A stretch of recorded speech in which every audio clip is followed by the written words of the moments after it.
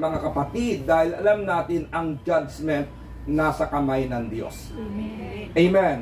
Ngayon, nais ko pong ipakita sa inyo ang ilang biyaya ng title ng ating gospel ngayon.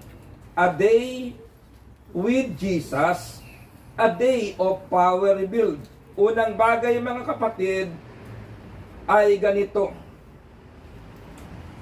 Jesus' presence sa buhay natin invites miracles. Kapag tayo nasa Panginoon, automatically, ang presensya ng Panginoon ay nasa atin, at kung ang presensya ng Panginoon ay nasa atin, Jesus' presence invites miracles. Balikan niyo yung gospel. Habang nangangaral ang Panginoon, dumating yung lalaking inaalihan. Nakita ng mga tao sa paligid ang himalang ginawa ng Diyos sa pamamagitan ng Panginoon. Ganyan din, mga kapatid.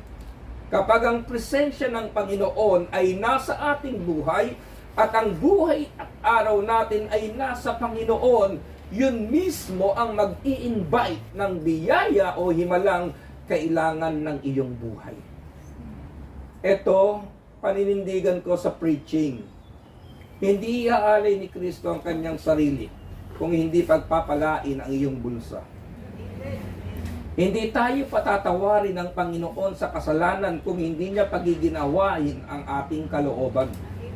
Kung naibigay ng Ama ang kanyang anak upang magdusa para sa atin, ano kayang pangangailangan natin ang hindi maihatid ng Diyos sa pamamagitan ng kanyang anak? Jesus' presence invites miracles. Sa gospel natin ngayon, kitang-kita, mga kapatid, Jesus' presence brings healing. Ang presensya ng Panginoon ay naghahatid ng kagagalingan.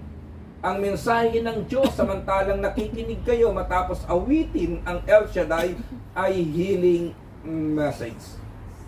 Hindi man lubusan gumaling ang iyong physical na katawan, pero iba ang pakiramdam kapag pinapayapa ng Diyos ang iyong kalooban. Amen. Halimbawa, bilang tao, bago ka na parito kanina, ngit-ngit ka. Iba pakiramdam mo. Ang lamig-lamig ng panahon, ang init-init ng ulo mo. Parang hindi talaga normal, di ba? Kapag mainit ang panahon, mainit lang ang ulo mo, pero hindi mainit ang kalooban mo. Natural yan, nasikatan ka ng araw. Pag malamig ang panahon, dapat malamig din ang ulo mo. Bakit? Malamig ang sumisikat sa iyo. Pero kung ikaw ay mainit ang ulo sa malamig na panahon, ba, may problema sa iyo. Ininis ka ng amo mo. Pero pagkatapos ng preaching, lumamig ka. Di ba? Gumaang ang pakiramdam mo, panalo ka na, mga kapatid. Amen. Amen? Kahit sakto lang ang laman ng iyong bulsa ngayon, pero yung damdamin mo sumayat, lumiligaya, panalo ka na. Kasi yung bulsa mo, darating naman ang blessing, magkakatapusan na eh. Diba? Natural yun, nagtrabaho ka, di sasahod ka. Yung mga nasa Pilipinas ka, hindi nagtatrabaho, sumasahod eh. Ikaw pa kaya, mga kapatid. Ikatlo, under po ito, Jesus' presence give us divine protection. Ang presensya ng Panginoon ay nag-iingat ng ating buhay. Hindi ba? Kaya nga, dinadasal natin, sinasambit natin ang Salmo 91, kompleto yan, mga kapatid. At pagdating ng New Testament, sinasabi ng Biblia, ang kapangyarihan ng Ama ay nasa Panginoon. Kaya kung maiingatan tayo ng Diyos, iniingatan niya tayo sa pamamagitan ng kanyang anak. Kaya a day with Jesus, a day of power revealed, ibig sabihin, yung divine protection na kailangan mo, maibibigay ng Panginoon sa iyo. At hindi lang yan, mga kapatid.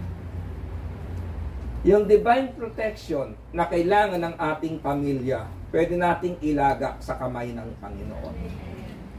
Ngayon, kahit may camera sa bahay natin, pwede nilang i-off yan, di ba? Ilan sa inyo may CCTV sa bahay. Ako hindi nagpakabit ng CCTV sa bahay namin. Ayaw kong makikita ng nakaiinis. Kasi alam ko yan eh, pag nakatutok mga kapatid yung CCTV sa kusina namin, kailangang mapuno yung 2 lababo ng hugasin bago hugasan dahil ang katwiran ng mga anak ko, nagtitipid daw sila sa tubig at sabon. Hindi ko alam kung nagtitipid talaga o nawain mo na lang. Pero alam niyo mga kapatid, enjoyment lang naman talaga ang buhay. Ngayon, di ba, namomonitor natin ang ating mga mahal sa buhay eh. Kaysa noon, ngayon, minsan pag tumawag ako, sasabihin ko sa misis ko, kasi meron pa kaming 2 anak na nasa bahay, sasabihin ko sa kanya, oh, si Bunso, sabi niya, nasa kwarto, tulog na. Eh, yung isa, sabi niya, ay, nandun na rin sa kwarto. Sabi ko sa misis ko, buksan mo nga pinto, video mo. Sasagot sa akin, ay, lumabas pala. Nakalimutan kong sabihin sa iyo. Pero hindi pa ako naiinis, nagagalit. Kasi alam ko, ang mabuting ina minsan nagtatakip ng kanyang mga anak. Diba? Intindihin ko na lang yon mga kapatid. Oh, yun lang naman eh. Kaysa magwala ka, meron ka pa bang magagawa, diba? So, pero sa ganung sitwasyon, sinasabi ko lang, Lord, lumabas po yung aking mga anak, ingatan mo sila.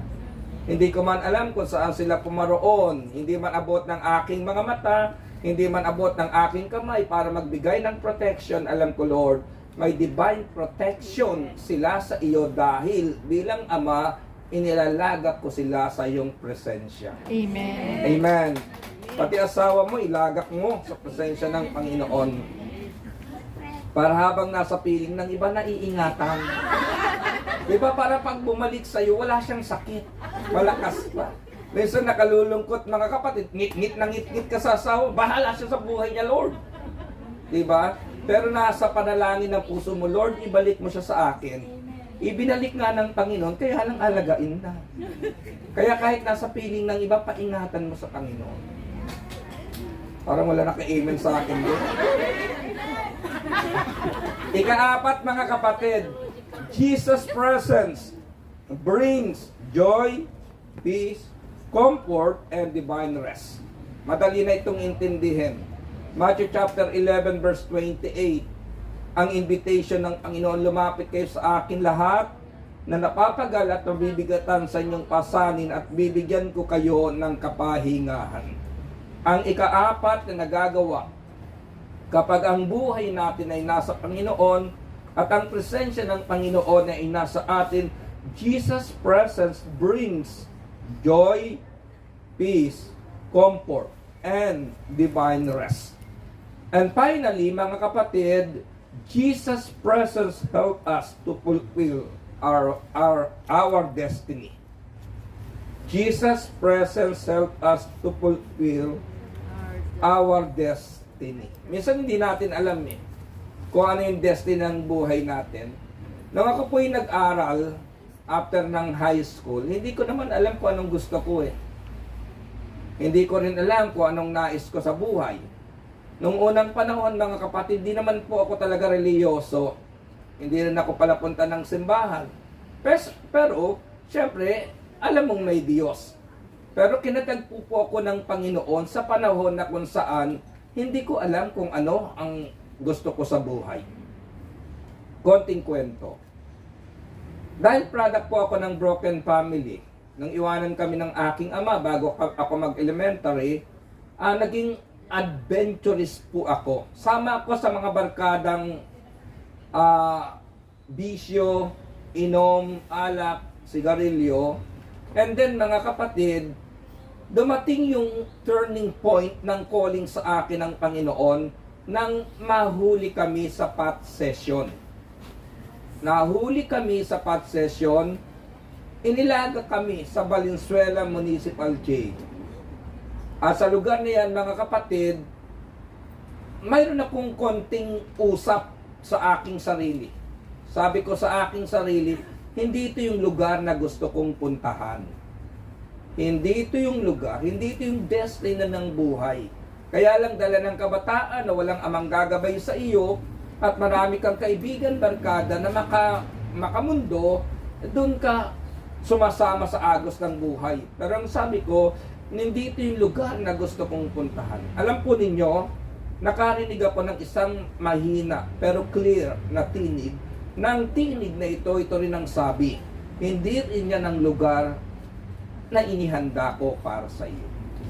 Nung marinig ko yun, mga kapatid, nakipag-deal ako.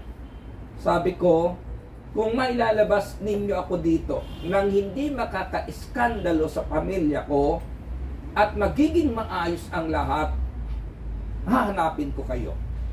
Nailabas po ako doon, mga kapatid, ng aking tiyuhin na hindi niya alam na ako ang mismo doon dahil nag-check yung tiyuhin kong kapitan, ilan ang nailagak dyan sa munisipyo na galing sa lugar namin, nalaman na naroon yung pamangkin niya. Anong sabi doon sa, pwede bang arborin ko na yan, pakitanggal na lang pangalan sa logbook, ako na bahala dyan. So, naging yun po. At yun naman ang ginamit ng Panginoon, mga kapatid. Ako po ay tumuon sa pag-aaral ng salita ng Diyos, pagsusumikap na isabuhay ang kanyang salita hanggang isang araw, mga kapatid, tawagin po ako ng Panginoon sa ubasang ito sa pamamagitan ni Brother Resty Talaib. Si Brother Resty ang ginamit ng Diyos sa akin para mag full time dito sa ministry. At ang isang pasasalamat ko po kay Brother Resty, nang ako'y ma-assign dito sa Hong Kong 1992, yung best niya, yung panglamig niya, ipinadala niya sa akin. Kaya malaki yung aking utang na loob sa ating kapatid kung bakit po ako dito na itadhanang mangaral ng salita ng Diyos. Pero ang puhunan ng lahat ng iyan, mga kapatid, kapag ang Diyos naroon tayo sa Kanya araw-araw, ihahatid tayo ng Panginoon sa destiny ng ating buhay. Amen. Isa pang konting kwento. Yung aming panganay na anak, panganay na apo, yung anak ng aking panganay na anak, yung una naming apo, nang inilabas po yan ng aking anak, nag-stay yan sa incubator for almost 30 days. Dahil yung bata, meron pong tinatawag na Edwards syndrome. Yung bata, mga kapatid, kitang-kita po na inaalis lahat ng dugo sa kanyang katawan at pinapalitan ng bagong dugo. Ang sabi nung doktor na tumitingin, mga 3 months ang ibinigay na buhay sa aking panganay na apo. Pero inabot po siya ng almost 3 years. Namatay siya, naroon ako sa South Korea. Yung aking anak na panganay, na nanay niya ay isang nurse na ang trabaho nung unang panahon sa ospital na kinilalagyan ay sa mga ganong kalagayan. Nagtanong yung aking anak sa akin. Sabi niya, pa, naglilingkod naman kayo sa Diyos at may takot naman ako sa Diyos. Bakit ito, ganito ang nangyari?